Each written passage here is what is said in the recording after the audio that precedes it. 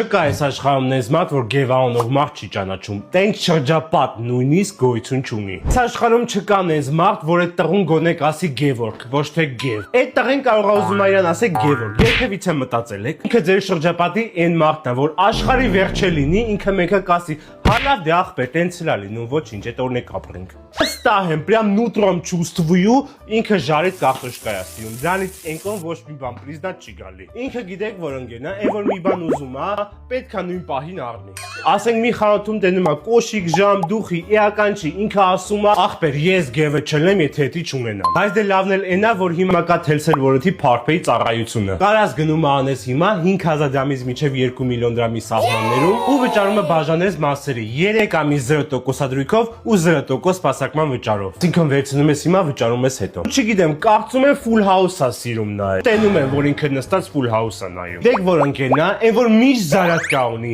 Միշտ։ Մի հատ աղջկա ես հավանում, ինչ անում ես, ինքը չի անձնվում, քո հետ չի ուզում խոսա։ Դու այն ընկերն ես, Գև, որ ամենուրեք ծանոթ ունես, էական չի ինչ ոլորտ է։ Երջան, եթե ամեն ինչ ճիշտ ասացի կաս, ինձ մի հատ գրես, մի հարցում ծանոթ է պետք գտնել։